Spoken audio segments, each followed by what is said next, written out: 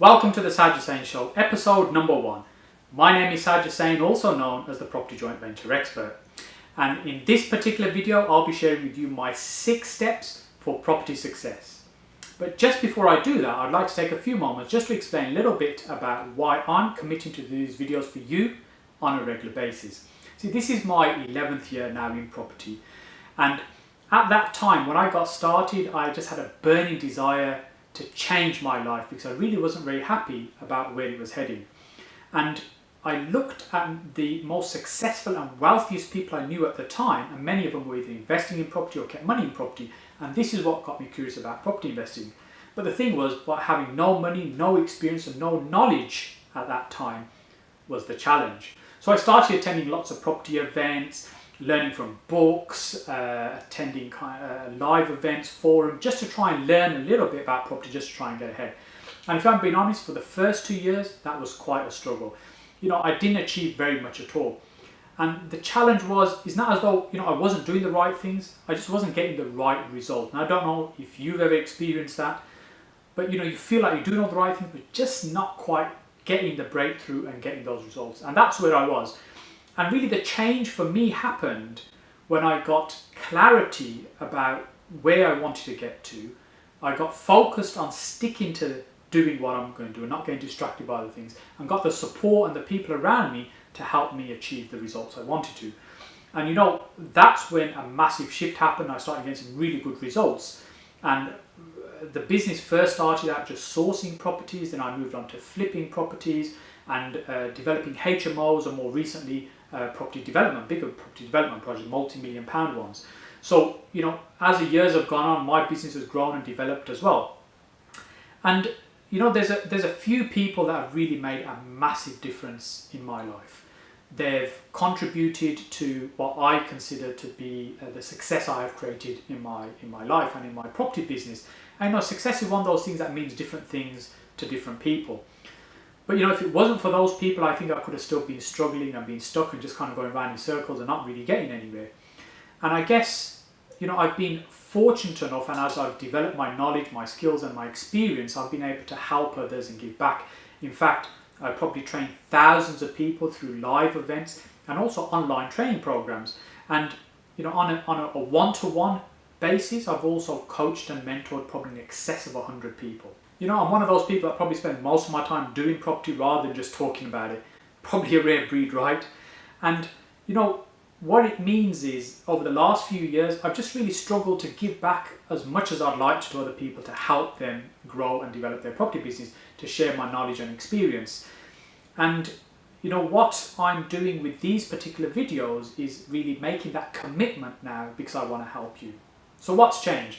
Well, actually, over the last few years, I've been focusing more on building the systems and processes in my business, and more importantly, getting the right team in place to run that business and also to grow it as well, which has given me more time, which means that I can now commit more time to helping other people.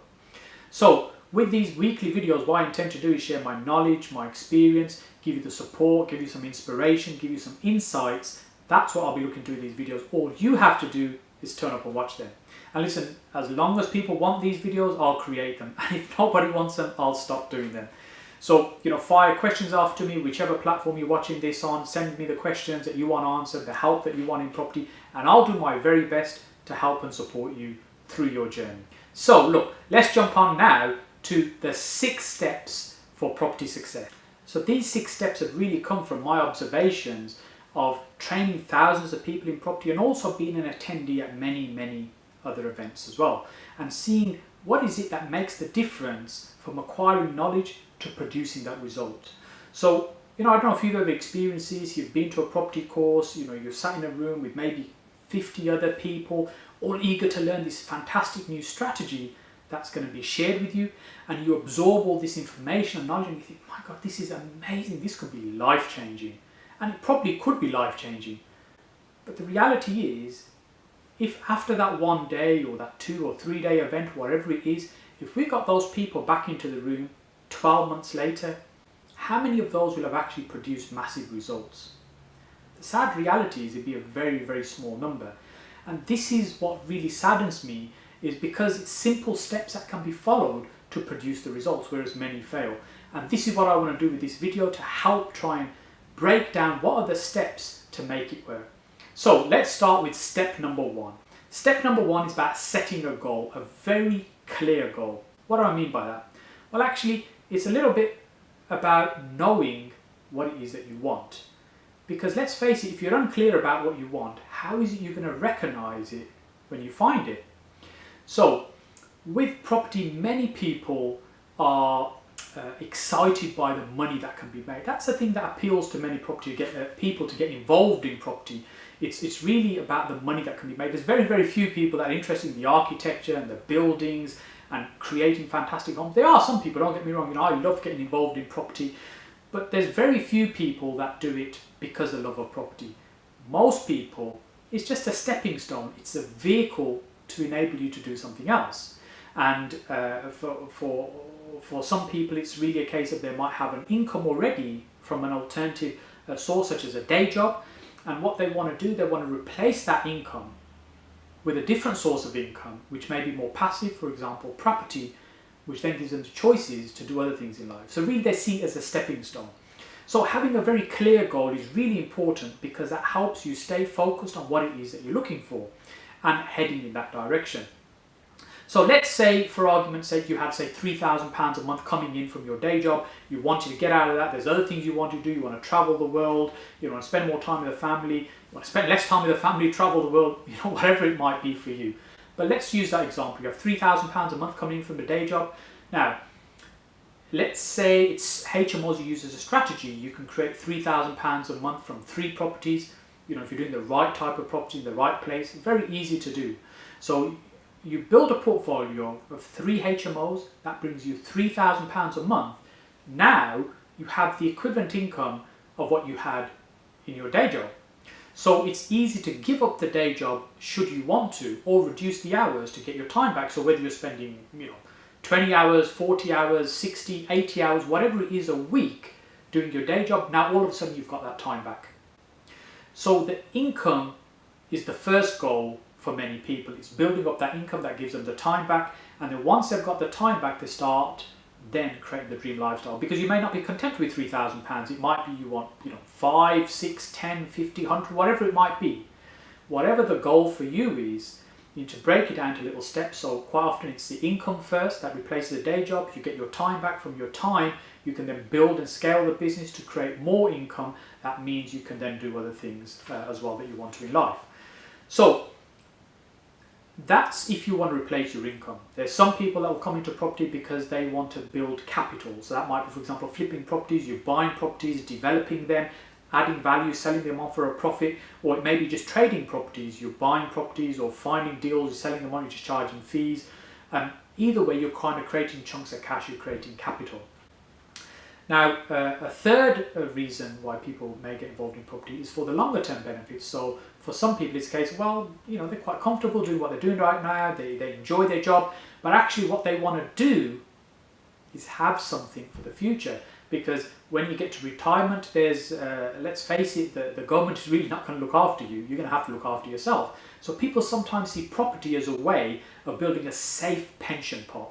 And what that means is that you build something up for the future, and when you hit that retirement age, whatever that might be, so the way things are going, that might be 90.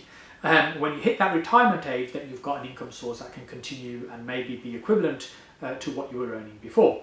So these are some of the reasons why people get involved in property, but it's really clear about getting the clarity for your goal, what it is that you want to achieve, because the clearer you are, the much more likely you are to achieve it and find it. One method for setting goals is the SMART model.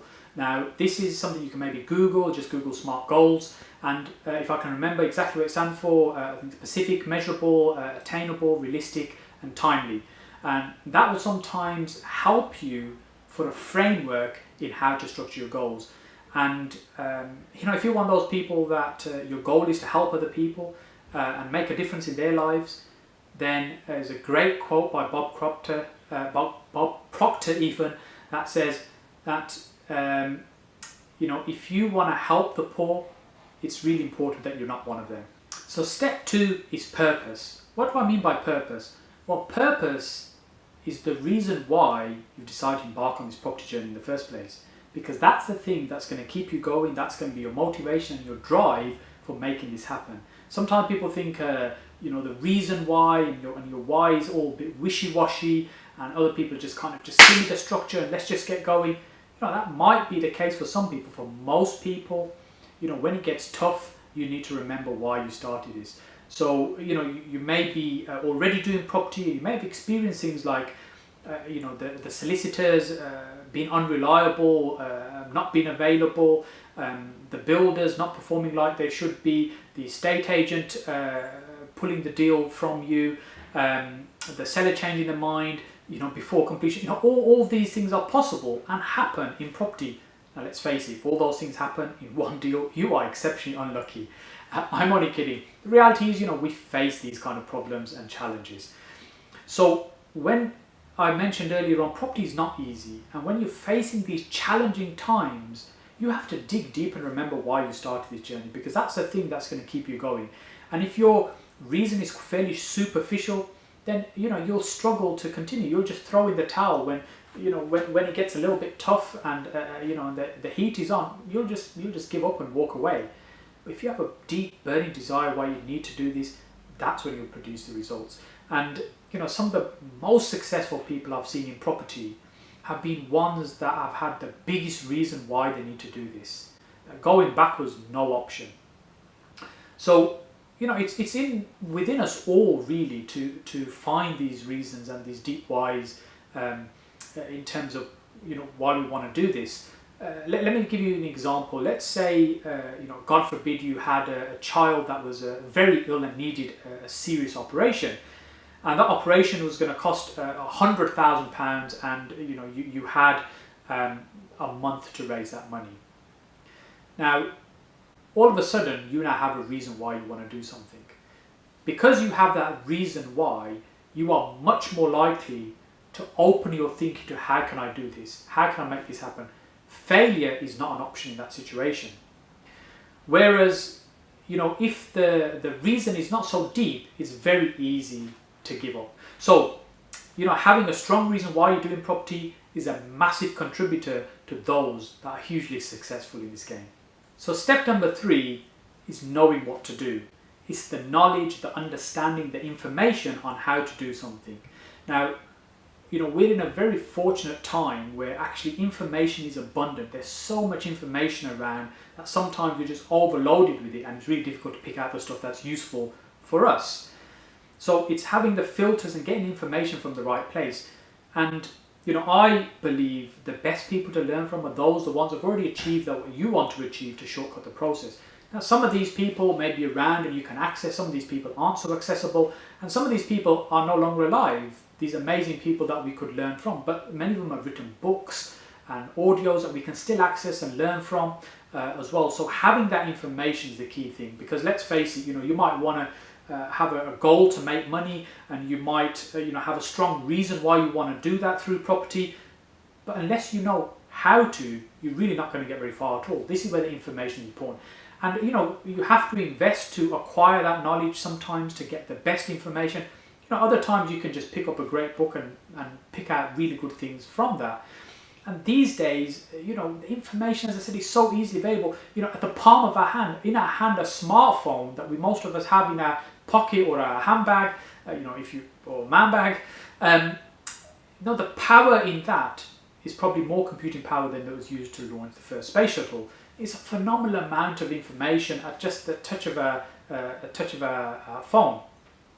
So it's thinking about the information that we need to be able to get the results. And sometimes a little information can be a very dangerous thing too. So you might say, well, I understand this strategy. I heard somebody talk about it for 20 minutes at a seminar. Now I understand what to do. You'll understand the superficial level, but to get the deep intricacies on how to do specific things, you really need to make sure you're acquiring the right knowledge. My journey was really about learning through trial and terror. There was no guidance there at the beginning, and it was only when I got the support around the information that it really helped. And there's many successful people out there, as I said, that we can learn from as well, and we can model what they've done to produce the results. We shortcut our success by learning from other people's mistakes. I've had many debates with people around knowledge, how you acquire knowledge as well. And I've had conversations with people that say, I've never spent any money on any courses or learning anything about property. I've got it all for free. And they say it as though they're proud of having never invested in themselves. I've spent tens and tens of thousands of pounds on my personal development, on my education. I continue to do so because I want to continue to grow and be better. And the only person I want to be better than is the person that I am or I was yesterday. Today I want to be better than I was yesterday. And that's it. That's my goal in terms of my growth and my personal development. But I believe you have to invest in yourself to grow. Now, this subject of, or this particular step around knowledge and information is a huge subject and really not enough for us to cover in this particular video. So what I think I'll do is I'll do a separate video another time specifically around the information, the knowledge gap, and or some people call it the strategy, what strategy you follow, because it's very easy just to jump from strategy to strategy. You may go along to a networking event, you hear an amazing speaker who's done phenomenally well doing what they do, and you think, that's the strategy for me, that's amazing, I want to buy a house for £1 too, right? And then, the following month you hear another speaker who's built a huge HMO portfolio, earning thousands of pounds, per property. You think, that's the thing, that's what I want to do. And you just jump around from this to this. How do I know this? Because I've been there and I've done that and I've made those mistakes. And that's what I'm saying to you, is having the right knowledge helps. This is where it ties in with your goal, because if there's clarity of where you're going, you'll think about which is the right strategy for you. So as I said, I'll do a separate video specifically on strategy and having the right information and using the right strategy for you. Now, step number 4. Step number 4 is implementation. Implementation of what? Well, implementation of the knowledge that you acquired. So, you've got a clear goal, what you want to achieve, and you're starting to move forward on that because you've got a deep reason why you're doing this. And you're starting to acquire the knowledge in terms of how to do that. The next step is you've got to actually implement it, take some action. Now, unfortunately, I've seen many people fail at this step. This is the first big hurdle that most people fall over. They think, I've got a goal, I want to make £10,000 a month. Yeah, I've got a deep reason why, because I'm broke and I want to make some money. And, I'm on a course for £99 and I'm going to learn everything I need to do. Great. But actually, then they don't follow up on that and take the action that they need to produce the results. And this is where most people just fall over because they find it too hard. They give up very easily. As I said, property is not easy. Let me emphasize that again. Property is not easy, but the results can be phenomenal if you stay focused. The rewards are just absolutely huge for those that will stay the course. There are many successful people you will see around you in property. If you go to property events, seminars, networking events, online, you'll see there's people that have done amazing things through property. It's not difficult. I'm sharing with you my knowledge, my experience of what's worked for me. I know all the phenomenal mistakes that I've made as well of things that don't work. So, you may have heard the term knowledge is power. In fact, when I was about 11, 12 years old, probably early 80s, I'm giving my age away now.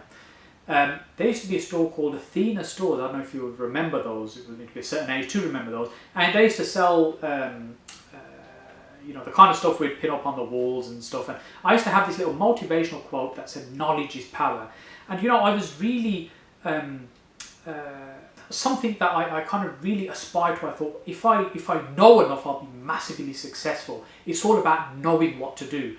And it kind of took me down this path where I just constantly was seeking knowledge and learning. And I went through school. I kind of did okay through college, university, got my first degree. I went on later to a second degree, an MBA, and various kind of qualifications, professional qualifications in IT as well. Because I was just on this journey of massive learning, and I felt that if I know enough, I'll be successful. But actually, the reality is, it's not knowledge is power. It's the application of knowledge that will give you the power. It's the people who implement the knowledge they've acquired that produces the result. So in this step really is about taking action. So you'll go on a course, you'll be motivated, you'll think there's an amazing speaker and a fantastic content, and tomorrow I'm gonna get started and I'm gonna go out and I'm gonna start putting those adverts out and I'm gonna start beating the doors down of the estate agent, and you're really energized and you're ready to go. And then the following day Monday, you're back at work, thinking, well, actually today's been a long day, I'll start tomorrow. Then Tuesday, oh, I've got to take the kids to Scouts this evening, I'll start at the weekend. The weekend comes, there's some other excuse, I'll start next month. Next month comes, I'll start in 2 months' time. Before you know it, it's gone. What's happened is you've got that folder that had all that fantastic information and learning in, and you put it on the shelf and you've not picked it back up again. And a friend of mine calls that not self-development, but shelf development. You're just collecting these folders, you're stacking them up, and you're not actually doing anything with it. Again, I say this to you because I can relate to it. I was exactly in that place because I felt just by accumulating information that I'm going to somehow get massive success. You have to do something with that information. You have to use it and utilize it. Now, sometimes it can be fear. It can be fear of stepping outside of our comfort zone. The reality is success lies just outside your comfort zone. You have to stretch yourself. You have to stretch your comfort zone and do the things you're uncomfortable doing. Yeah, I mean, staring down the lens of a camera, it feels really strange and uncomfortable, but I'm doing it because I want to stretch myself and I want to grow. In the same way, you have to stretch yourself. You have to be prepared to do the things that you don't want to do and you may not be comfortable doing. And Brian Tracy has this amazing book, Eat That Frog. It's really about doing the most difficult things first thing in the morning and getting them out of the way with. And it just makes it so much easier for the rest of the day. So if you're nervous about picking up the phone to estate agents, do 10 phone calls first thing in the morning and get it out the way with. And I'll talk more about scripts and structures of calls, in future videos, or whatever it is that you want help with. You email me or you message me, whatever platform you're seeing this in, comment, and I'll do my very best to help and support you. If I have no comments, these videos won't last very long because I'll just wrap them up if nobody wants them.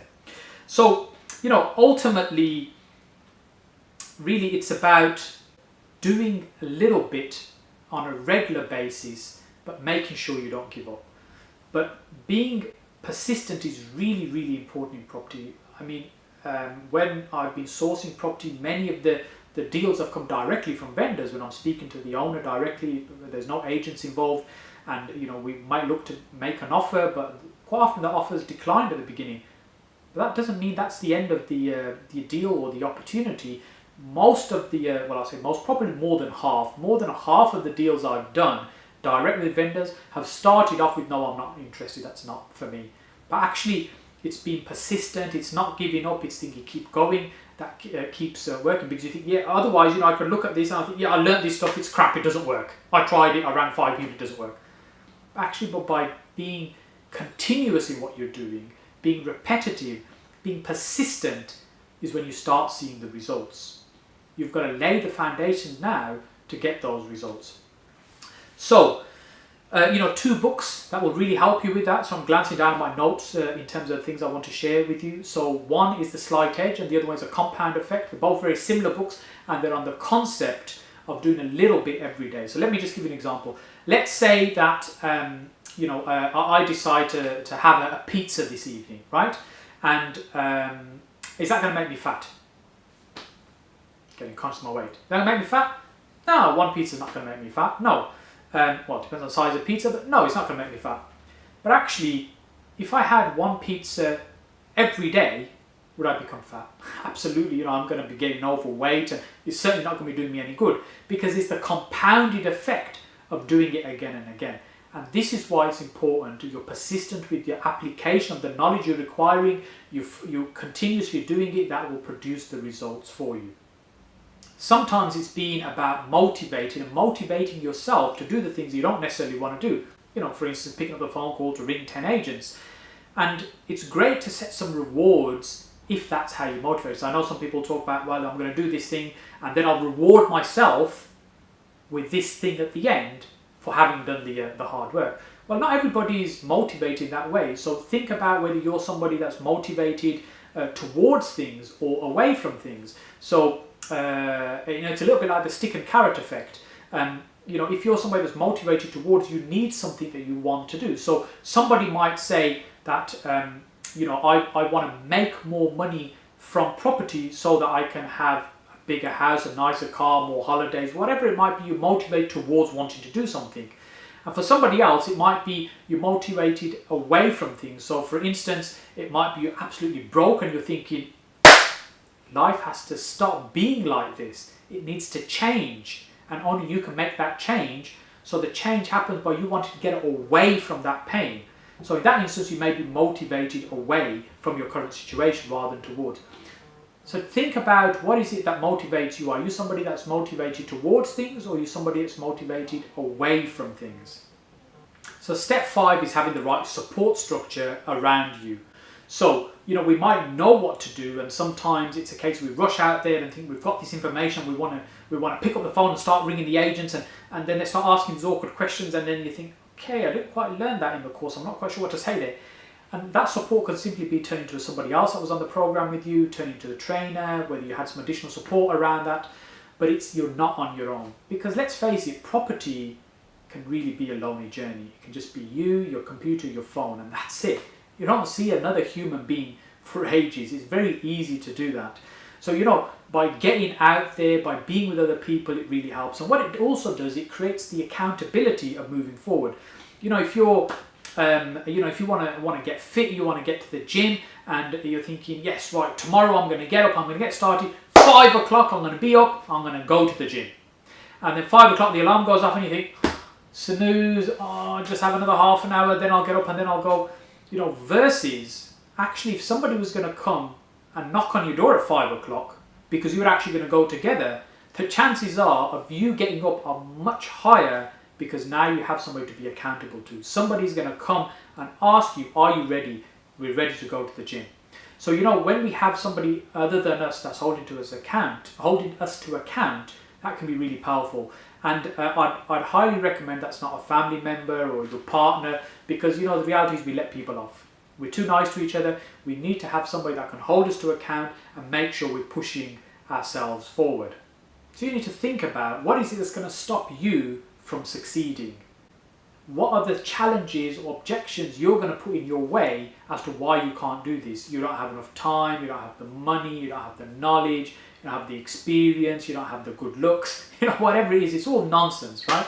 These are all the things that we tell ourselves, these are the hurdles we put in the way. The reality is, if another human being can achieve what you want, then it's absolutely possible for you. And, we couldn't be in a more fortunate time in the world where we're born right now. We're in a country where we have the freedom, the choices. It doesn't matter what color you are, what religion you are, what height you are, weight you are. It does not matter in terms of succeeding in property in this country. It's absolutely possible. Other people are doing it. You can absolutely smash it. And we're talking about property developers and property investors. And right now, the person running the country, America rather, the person running America is a property developer, someone who's done phenomenally well through property, regardless of whether you like his views or not. He's still been very successful in doing what he does in property. So thinking about, what are the things that are going to stop you? What are going to be your excuses that could prevent you from succeeding, and how can you overcome those? Now, I mentioned earlier on, accountability and support, and the people around you can really help in making a massive difference in that. The thing that's made the difference for me in terms of support is surrounding myself with the people that are literally on the same mission as me. People are absolutely focused and hungry at achieving the things that I want to achieve. You can create that for yourself. Having people hold you to account, and says, the reality is you're holding me to account right now. You might think, how am I holding you to account? I'm committing to doing these videos for you on a weekly basis. So I know I now have to do these videos for you because I've said I would do them. So you're going to hold me to account, right? Make sure you pull me up on that one in case I miss any. But I'll do my very best to make sure these go out on a weekly basis. For me, the best form of support is that being in the form of a mentor or a coach. So, let me give you an example of this. If I said to you, just stick your hand up right now, hold your hand up as high as you can, hold your hand up high as you can, and higher. Now keep going, high as you can, keep going, raise your hand higher, higher, keep going, go as high as you possibly can. What can you do to get your hand up as high as you possibly can? Right, now think about what you've just done there for a moment. When I asked you to raise your hand, you probably stuck it maybe about here, or maybe even here, or maybe if other people around you, maybe here, right? But when I says higher, you went to maybe here. But when I says higher and keep going, you may have stood up, you may even have stood on a chair or a desk as well, right? Why? Because I pushed you and encouraged you to go even further. And that's really what a good coach or mentor will do. They'll push you further.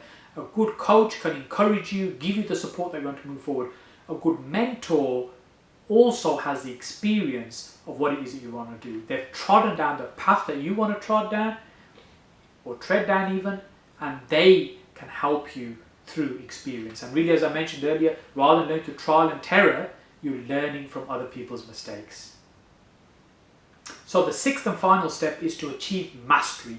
Mastery in your craft, in your subject.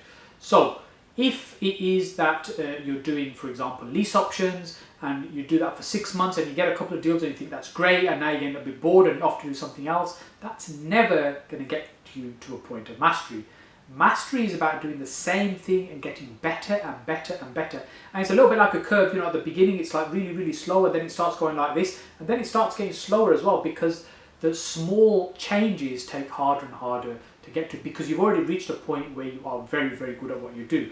So it's continuously working on yourself to get better and better at the thing that you're doing. The thing that I struggled with at the beginning was, I'd jump around doing many different things. As I mentioned earlier on, I'd be at one event, listen to one guy and think, this guy is amazing, this is the subject I need to follow, this is what I need to learn. And then the following month, I'll be at a different event, I'll be learning something else, and I think, no, this is the thing I need to do. And I'll be jumping around here, No wonder I wasn't getting any success for the first 2 years. It's because there was just a lack of focus, a lack of clarity. I just was all over the place. But once I got clear about what I was doing, for example, it was sourcing or flipping properties, HMOs, these things come gradually. They didn't all come at the same time. I got better and better and better at doing those things. So, there's also a very fine line between persistence and stupidity. So what do I mean by that? Well, being persistent is really important, and doing things on a regular basis in a consistent way, that's what makes you better, right? Well, yes, but also you have to stop and review where you are. So, I'm sure you've heard the phrase that, if you're doing the same thing again and again, expecting a different result, that's a sign of madness, right? So, if you're doing, for example, a newspaper advert, and you've got an advert running and you've had it running for months and months, and the phone never rings, then actually, persistence is one thing and being consistent is one thing, but actually recognizing when something isn't working is really important too. Then you take a step back and reflect on what you're doing. What can you change, or what can you tweak? Not jump to something different, but what can you tweak? For example, the headline, the color, the location in the newspaper, the type of publication you're using. All these things you can tweak to find what works. Because remember, if you're using the right knowledge, you're learning from the right people, then you should have strategies that work. It's really about getting them to work for you and tweaking them to get right. And these tweaks is what leads to mastery. Now, Bruce Lee has this amazing quote, which I'm going to try and paraphrase. It's something like, fear not the man who has done 10,000 kicks, but fear the man who has done one kick 10,000 times. So really, it's not about doing lots and lots of different things. That's going to make you great. It's about doing one thing continuously until you are an absolute master in your field. There are lots of people that are absolutely brilliant at what they do because they stay focused and they continue to do the same thing again and again and get better and better at what they do. Sometimes people say to me, why is it you only do professional lets, you don't do student lets, you don't do LHA, you won't do outside Birmingham? That's because I do what I know works, and I do it really, really well, and I have the team and infrastructure around me to build that. So, when with mastery, it also means that, you're at the top of your game. When you're at the top of the game, you might want to, sit on a beach with your laptop, sipping in a pina colada, a non-alcoholic one in my case, and then, you might feel, okay, I've achieved huge success, I'm at the top of my game, but the reality is these things are also going to come with the systems and processes you put into place. So mastery is one thing, but you need to build the systems and processes to enable you to get there too. So a couple of books for you that you'll find really helpful in that area is, one is the 4-Hour Week, in terms of working out systems and structures. And just looking down at my notes, the other one, of course, is the E-Myth. The E-Myth is a great book in systemizing business and getting out of yourself. This is a real eye-opener for me. When I used to run a business, I ran an IT company for 15 years before I got involved in property. And, what I realized later on in life, when I started reading books like the E-Myth, that actually what I was doing was never going to be able to grow into a successful business because I was too hands-on, too involved. And just at the beginning of this video, I talked about the reason now I have a little bit more time to commit to these and to commit to helping you is because I've built some systems, I've created some processes, and I've put a great team together to run those systems and processes to grow the business and move it forward. And really that's where, you know, you're at a point of mastery where things are running in a way where, you know, you can scale them and scale them to a point where you want to take them, or even run them in a way where you don't necessarily need to be there. And for me, that's, you know, what ultimate mastery is. So, you know, those are the 6 steps to property success. So let's summarize them quickly. Let's see if I can do that for you. So number 1 is getting a clear goal in terms of what it is that you want to do in property. Number 2 is having your reason why, your purpose in terms of why you're embarking on this journey. Number 3 is having the right information, the knowledge or the strategy that you're going to follow that's going to help you get those results. And then number 4 will be the support around you in implementing that knowledge. Sorry, not number 4. Number 4 is the implementation. We're not going to get very far with support if you haven't actually implemented yet. Number 4 is implementing what you've learnt so far and taking action on that on the knowledge that you've acquired. Number 5 is support, getting the support structure around you, have people holding you to account, have leaders in your circle, have people around you that are on the same mission as you. And then number 6 finally was reaching mastery, where, you know, you become absolutely brilliant at what you do.